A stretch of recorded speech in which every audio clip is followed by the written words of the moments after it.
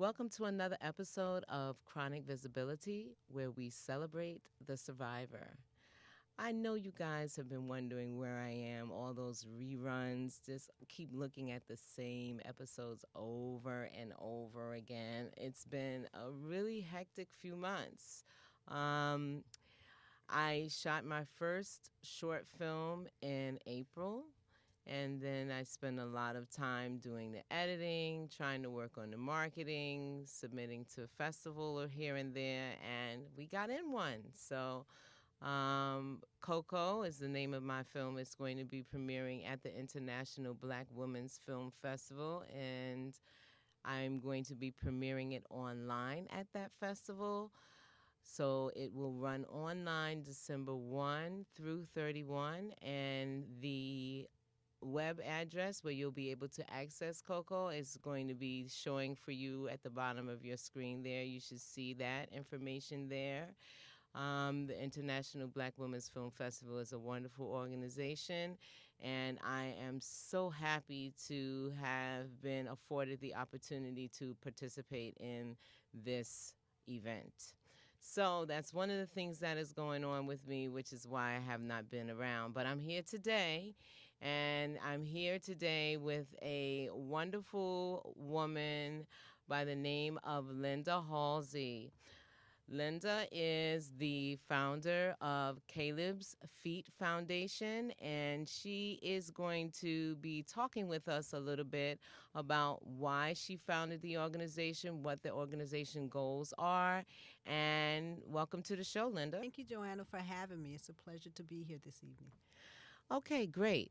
Can you tell us a little bit about what Caleb's Feet is and give us a little bit of background information as to why you founded the organization? Caleb's Feet Foundation, we are a cervical cancer and HPV awareness organization, and it was founded because of the death of my daughter due to cervical cancer. And with that, I decided that I needed to share the information because I did not know that cervical cancer was triggered from HPV.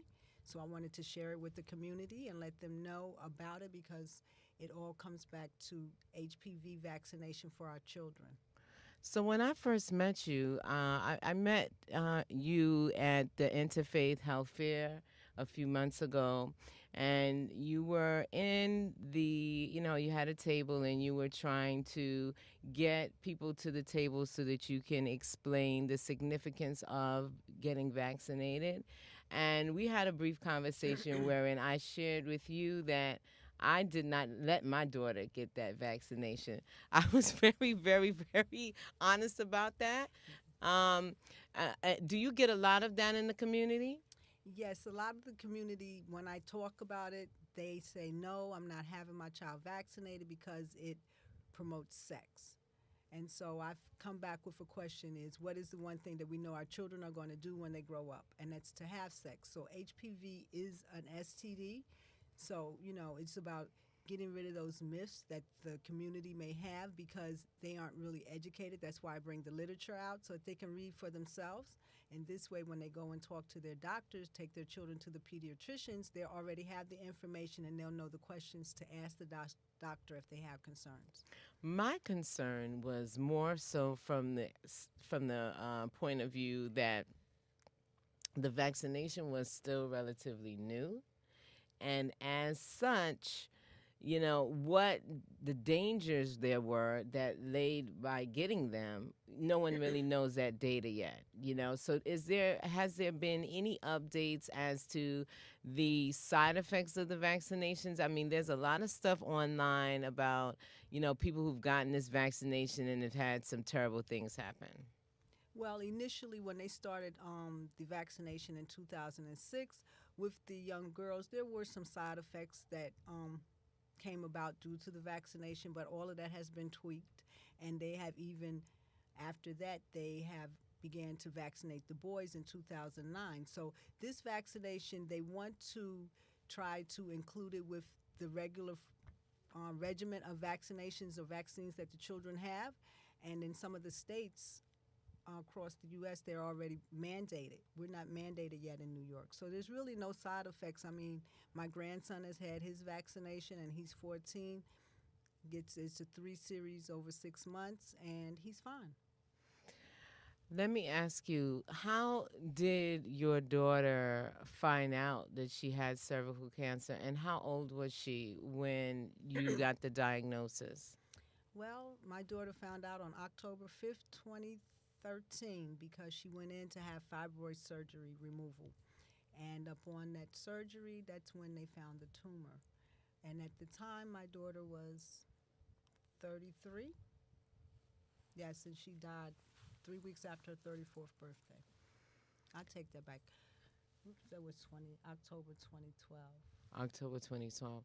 And there were no symptoms? Did she have any symptoms? Well, her symptoms were she was like, the bloating, the pain in the abdomen, but they thought that that was attributed to the fibroids. Even though she had been diagnosed with HPV and she was getting her regular 6 month checkups as required by the doctors, they couldn't find it. They didn't determine that until they had the surgery. So the whole idea of the pap smear is supposedly the thing that's to help assist with the diagnosis of HPV also, correct? HPV and cervical cancer, correct? Well, the thing is that HPV can lead to cervical cancer. So she was diagnosed with HPV about, I don't know, 1 or 2 years maybe prior to. She was doing her examinations every 6 months as required by the doctors. But the symptoms and the type of cervical cancer her cervical cancer was embedded already cervical into her cervical frame, that they did not see it. I guess maybe because of the Oh, I see. fibroids, Hmm. that it was hidden, and not until they went in for the removal of the fibroids did they find the mass. I see. So let me ask you a question because, this show is also, in addition to raising awareness about things that we tend to not be educated on, Hmm. it is also about showing people and teaching people how to survive a traumatic event. How to move forward in life after something has happened to you. How would you say that you manage? What has motivated you? What has been the driving force behind your making sure that you get the word out? Not just, you know, balling yourself up into a ball and, just losing a daughter is hard. Yes, it is. Well, what I found was that God blessed me with 10 months to take care of her.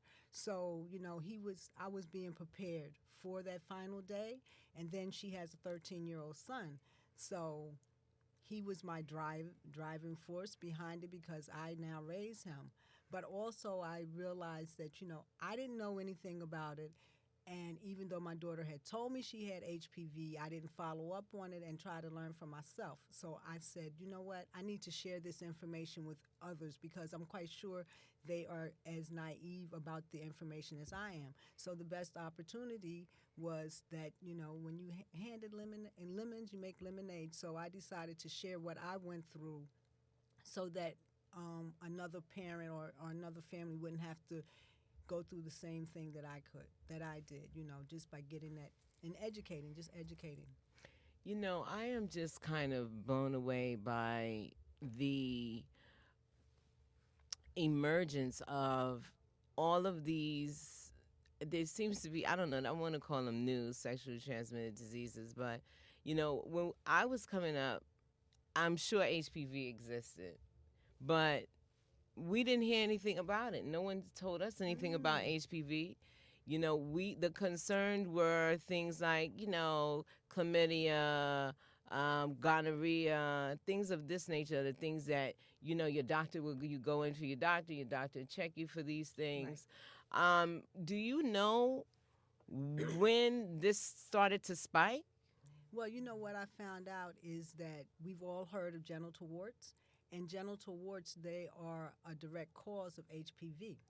So, I mean, that's something that even though we never really talked, they never identified it as HPV because they didn't have a vaccine, but we've all heard about genital warts and how, you've, even though you may not have known anybody, but that topic has came up. So that's part of what um, one of the outward motions or views for HPV to come out in the body.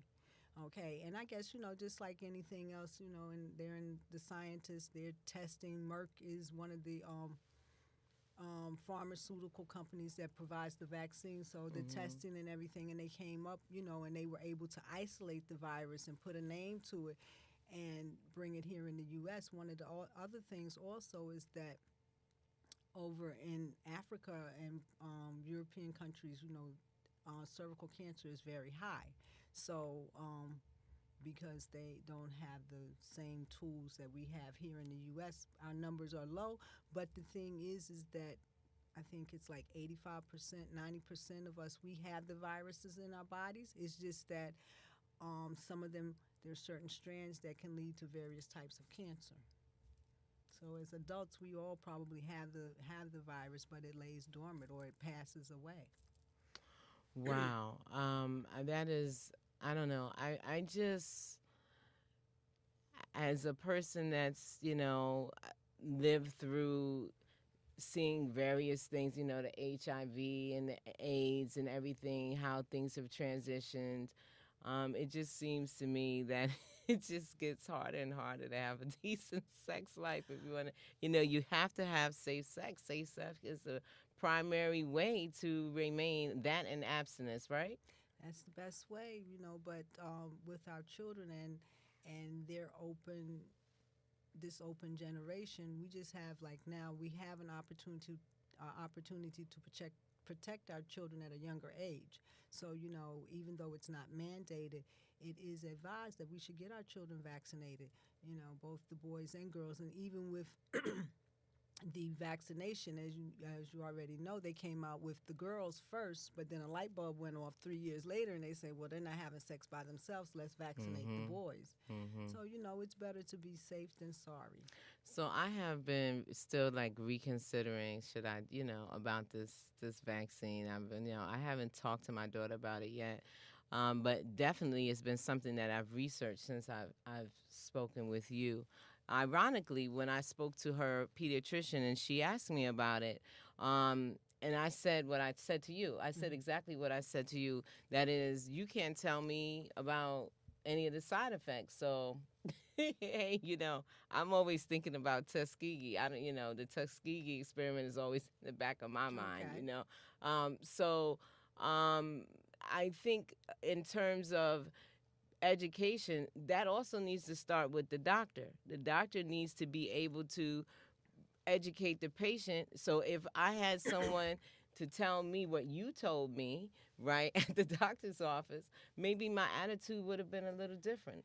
That's true, but this is why I come out with the literature. So this way, if the subject has been brought up, they have literature, the latest, the most recent that's out there. I try to keep my literature always updated, and they can read for themselves so that when they go back to their pediatrician, they'll better be able to ask questions. And my thing, I tell them, if the pediatrician can't answer the questions that you're asking him, then you need to find a new pediatrician or a new doctor because they need to be. If I'm updated on the information and they are medical professionals, they need to know as well. That's correct. I agree with you 100% on that. So, what are your plans for the foundation? Well, basically, what we do is, I try to hit as many health fairs as possible. And we, as a foundation overall, we are trying to raise money to donate back to cervical cancer research. And in honor of my daughter, we started a scholarship for the performing arts called Cheryl Janae Paris Performing Arts Scholarship. And this past year, or this year in July, we were able to donate to KSS Jam, which is a local community dance school that my daughter, when she was younger, the owner, Kashani Stokely, and my daughter, they danced together. So, I chose his school, and we were able to give a scholarship back to one of his students to help out. So our goal is, like again, to do the cervical cancer, to do a donation, and to raise funds for the scholarship. And basically we have also in July we have a Till Gala around July 14th around my daughter's birthday so that we can celebrate her honor and her memory. So your daughter was a dancer? Yes, she was. Okay. All right.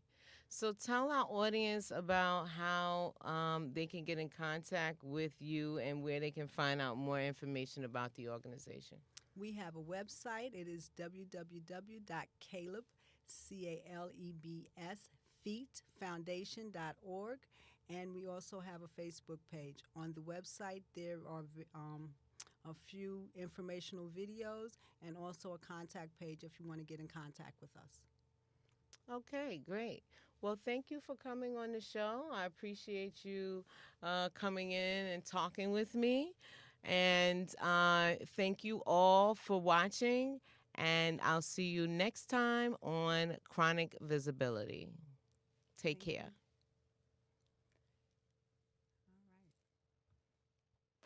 Okay, I always like close the show with like us talking, like looking like.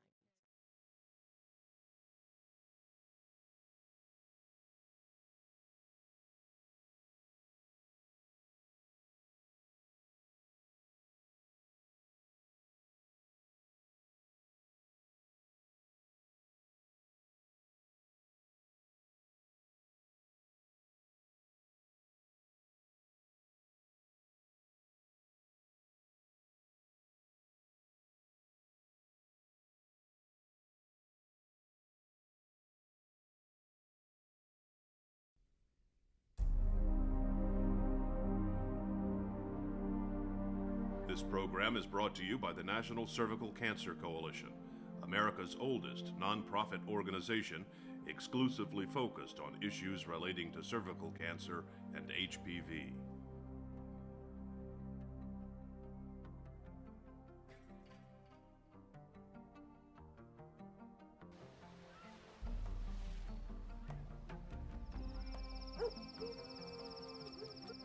Another woman dies of cervical cancer every 2 hours. The disease is second only to breast cancer in cancer deaths among women worldwide. Across America, some 4,000 women will die of cervical cancer before the year is out. Barbara Kane's cervical cancer is not curable, but now her condition is stable. I had a needle biopsy. It proved positive for metastatic cervical cancer. Mine has already metastasized. And I try to be positive, but I feel like I have one foot in the door that, you know, I'm a time bomb. Michelle Whitlock was diagnosed after a routine Pap screening by her gynecologist. It was a couple weeks before my 27th birthday that I found out. Lo and behold, it was cervical cancer. I was told that I needed to have a hysterectomy. So I was 27. I was turning 27, just dating my husband, been in a relationship for 6 months. And they told me that I would never have my own children. I'd have to have a hysterectomy. Pap test procedures usually detect abnormal cells in and around the cervix. Screening is quick and painless, and as Quita Gibson learned, if the disease is detected early, patients can still bear children and lead normal lives. I never had any symptoms. Had I not kept that annual appointment saying, oh, I don't have time, I'm gonna wait till later or go later, it could have progressed and been a worse case of cancer. 10,000 more women in America will be diagnosed with cervical cancer this year alone, about half between the ages of 35 and 55. The National Cervical Cancer Coalition held a conference in Washington, D.C. to inform the public, help survivors, and fight the stigma that incorrectly links the disease to promiscuous behavior. Will you join me? Will you make a difference in the lives of women? To attendees like Robin Schrader, it was very important to dispel public misperceptions. They say, okay, these are usually the precursors are, sex at an early age and smoking and many sexual partners, and I didn't have any of those. It's so taboo that I think that's where cervical cancer has been in not acknowledged by many people. While cervical cancers do result from a sexually transmitted virus, the human papillomavirus, HPVs are as ubiquitous as the common cold. 4 out of every 5 women and men become infected with an HPV virus. But in most cases, the infection goes away spontaneously, without treatment. It is a very common virus that almost all women get in their life. So I think what we'd like to do is eliminate that stigma completely, so women and men, when they find out HPV may impact men in some ways, won't be stigmatized. I was mortified. Because of the stigma, Patty Jurek kept her cancer diagnosis a secret, even from her own parents. I just didn't know what their reaction would be. So the surgery drew closer, and the night before surgery, I called my mom around 8 o'clock at night and told her, I know you have a lot going on, but could you take me to the doctor tomorrow? She was like, what do you mean? I'm all, well, I have to have surgery. I have cervical cancer. And my mom just lost it. She dropped the phone, hung up. And they called me back and they said, sure, we'll go with you. And my mom and dad took me. And when they found out about HPV, my mom kind of gave me that look like, you slut. Because they didn't know what it was. It's important to know that most women and men contract an HPV infection, and that, more importantly, about 70% of cancers caused by the viruses can now be prevented with breakthrough vaccines recently approved by the U.S. Food and Drug Administration. We must vaccinate women with this vaccine. It is critical. In the past, we had the PAP. The PAP test is wonderful. It detects most cancers before they become cancers. However, the problem that we have is that some women don't get PAP smears. The best way to prevent cervical cancer is for us to get our PAP smears on a regular basis and encourage friends and family to also get PAP smears. Even though the vaccine will prevent 70% of all cervical cancer if administered to the entire population, there will still be 30% of cervical cancers that are caused by other types of viruses not included in the vaccine. The PAP smear continues to be critical. Yes, my message is definitely keep your annual appointments and get your PAP smears. Recording artist and survivor Christine Bays added her voice to the conference's chorus of information and hope, and the sense of empowerment felt by a sisterhood of survivors. I was diagnosed with invasive cervical cancer with extensive lymphatic invasion in 2000. And I literally didn't know where my cervix was. I didn't know anything. And when I went online and I went looking for information, what I found was the National Cervical Cancer Coalition. I've been a member ever since. I think it's a great resource for women. Others know that there are voices out there and that there are others that share the experience. And I think that the National Cervical Cancer Coalition is a great outlet and a way to do that. Founded in 1996, the National Cervical Cancer Coalition is a grassroots nonprofit organization for women, family members, caregivers, and healthcare professionals battling issues related to cervical cancer and HPV disease. National Cervical Cancer Coalition, can I help you? The NCCC provides a variety of services, including free phone pals and e-pals programs, a newsletter, and initiatives like the Cervical Cancer Quilts Project, a traveling exhibit that puts a personal face on the battle against cervical cancer. The good news today is that cervical cancer is one of the most preventable and curable diseases affecting women. There's still options for you. It's not a death sentence, and